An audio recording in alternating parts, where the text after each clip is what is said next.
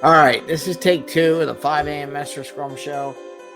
I am not awake. Oh, why does it go away? There he goes. Hey, good morning, everyone. 5 a.m. Mester Scrum show. Went away on a little vacation. As you saw, I got a couple videos out there from last week. That will be issue 1020 and 1021, and this is 1022. And I'm not awake this morning because I had to go help with the elections. Wasn't planning on that, and that's where the servant leader topic comes from. Sorry, I hit the wrong button, and another version, take 1, went out there without me in it, and I panicked and hit the wrong button, so it kind of killed it. So this is take 2, the 5 a.m. Mester Scrum show, and we're talking about servant leadership on Tuesday, which is 2 for 1. Tuesdays where you're doubling your output, 10x in your day. What can you do? And today, let's talk about servant leadership, some experiences, what goes into servant leadership, what it's really about, and just checking everything going crazy here on the screen. It's different. You go away for 5 days and you don't use the software, and everything looks different. Anyway, it's 5 a.m. Mester Scrum Show. I'm Greg Mester, Scrum Master and Agile Coach. Hope you're doing well. Here we talk about Scrum and Agile in a very practical and tactical way. Today, I'm going to talk a little bit of leadership, a little non-IT stuff, maybe a little Kanban, how Kanban fails when you don't have a bunch of servant leaders on your team, and what Kanban really is about when you do. And we do this so you can have some fun and not work crazy hours. Take some vacation time like I did. So after 3 years trying, we finally made it to Disney, went to Universal too. Lots of things I saw in their software which were amazing, and lots of things are left on the table that they could be so much better on those apps that they have for both Universal and Disney. I was amazed at the technology they have out there, and it just from an IT perspective, I recommend any IT person go to Disney World or Universal, both of them maybe, and get ideas in how they can package up their products. But we'll talk about that throughout the week. Lots of material I came up with as far as that goes. Lots of stuff out there, new technology. That's the Imagineers and all those people that work hard down there, what they've come up for some of these rides and information sharing. Really, if they really wanted to, the amount of data they could use and how they could use it would be astronomical if they have good product owners and good agile practices, to be honest with you. But we'll go through that over the weeks. I got, like I said, lots of content. Today, servant leadership. So this morning I voted somewhere. There's a vote that I voted today. Today in Pennsylvania is a voting primary day. Here in Philadelphia is a big day.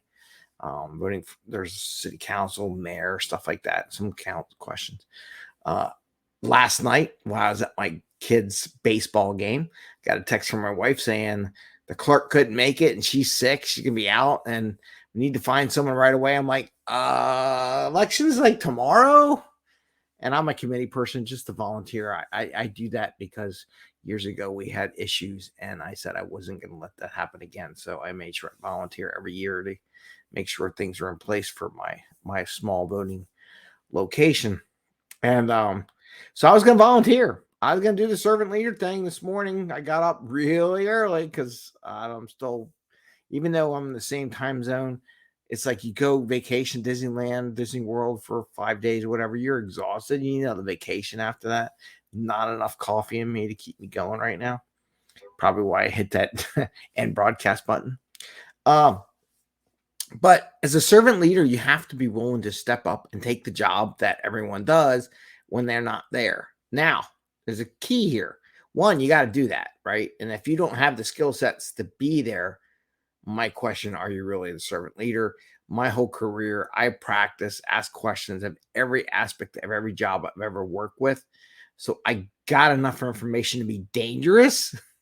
Not that you want me to do it every day to be the most productive person on the planet, but I can substitute on pretty much all the jobs. Some of the coding, no, I'm not there yet. I have to catch up to that level. But basic stuff I can do, testing, I can do that. I can do write requirements. I can even do some minor programming and different things and look at logs and monitor traffic and all that kind of stuff. So I can do all that kind of thing. But sometimes you have to step up. Like today, I had to step up this morning. I was there at 6:30 before the polls open if they needed me. But it turned out, got lucky. The city had hired a clerk or something for the other division. So they had an extra clerk and blah, blah, blah. They didn't need me. I'm like, cool. If you need me, call me. I'll come here. If the person needs to take a break or whatever, because it's a long day. It's a lot, not 8 hours. It's longer than 8 hours. You have to be thankful for the people that help work the polls because they do work long hours to do that. They don't get paid much money either. So it's I was going to do it for free, but that's what a servant leader does. But now, what a good servant leader does, yes, substitute, but not every day of a daily basis. And what you have to do is retrospect.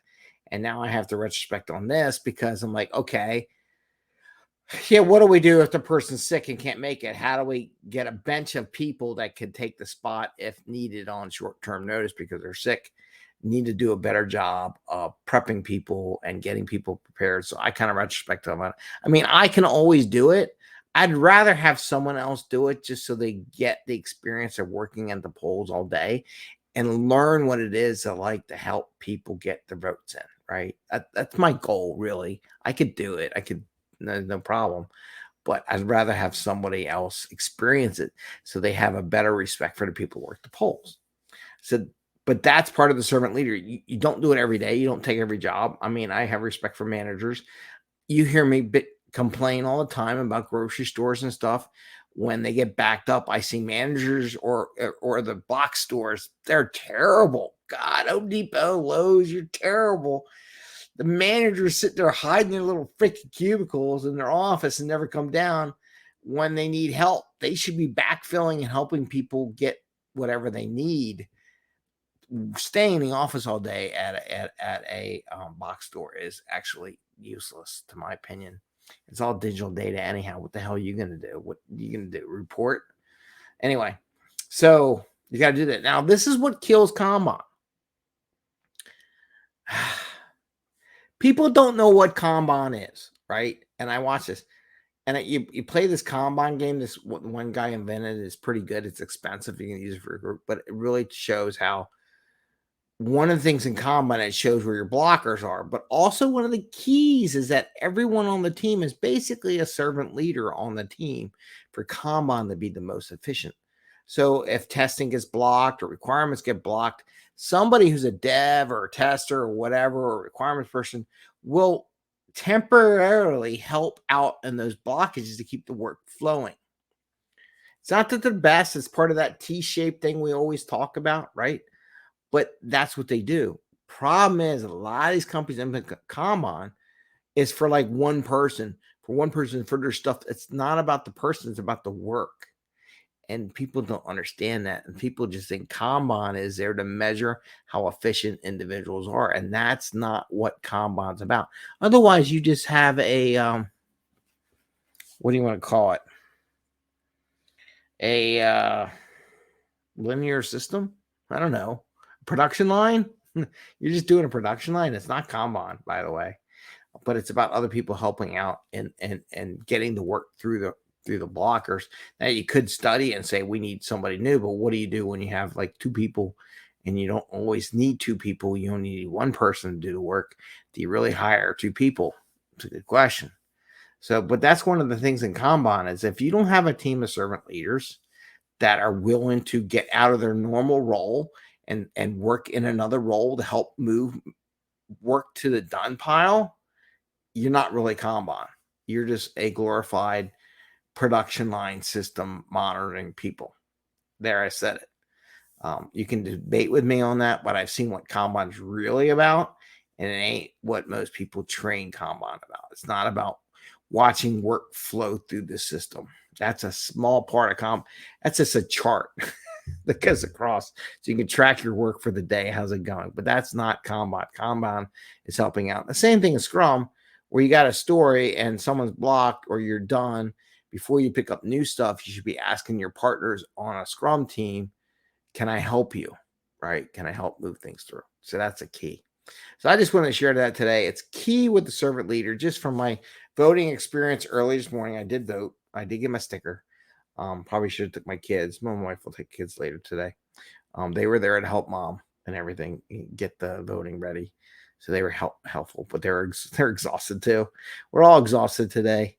But I want to say it's about servant leadership. Servant leadership, willingness to step in when needed. People will see that. That will help you 10x your pay. Not only that, you'll know more about your company, how it operates. So when you do have to hire people, you understand what is needed to do the job. Otherwise, you're clueless and they can be bullshitting you forever and you have no idea what they're saying. And there's a lot of times people say stuff, it's all made up. They're like, oh, I have a bad internet connection. How do you work? I love that one. That's my favorite. Anyway, I want to wish you all the best. You have a great day. Enjoy. Don't forget, servant leaders step up to the plate, and sometimes they have to substitute for the team because they're not there. But then the key in this agile thing, in Scrum, in Kanban, it's a retrospective. How do I prevent it from the servant leader doing that role in the future? How do we make it better? Well, it's really the only last option that you need. And like I said, in this thing, which was non-IT related, what I needed a clerk to help substitute in. I need a better way of having a bench of people that I can call on every election to provide that. And I can tell you another story why I do this. That's another story. Ventures of 30 years of helping at polls that you learn. I want everyone's vote to count, no matter what party, no matter where they are or where they're from, no matter what. I just want everything to run smooth on election day. With that, I say I wish you all the best, happiness. Go vote if you're in Pennsylvania, and have some fun. We're talking about some Disney stuff later this week. Oh, don't forget, tomorrow night, Scott Sampson. He's doing his talk at 6:00 p.m. on the 5 a.m. meetup.com program. You can still register. I got to go accept a bunch of registrations that people registered. He's going to do some mural exercises. His whole presentation is with mural. He likes to use mural versus doing slides. So it's all going to be a mural. It should be pretty good. So I would be posting that, sharing that with the people that registered for the mural access when he gives it to me, and we'll set it up. But remember, tomorrow night, 6 p.m. Eastern Standard Time, May 17th, Scott Sampson's going to have his conversation about being a Scrum Master. It's going to be good. So we'll see how it works. And please show up. Take care. We got a few people already registered, but more the merrier. All right. Bye. Have a great day and happy Scrumming out there.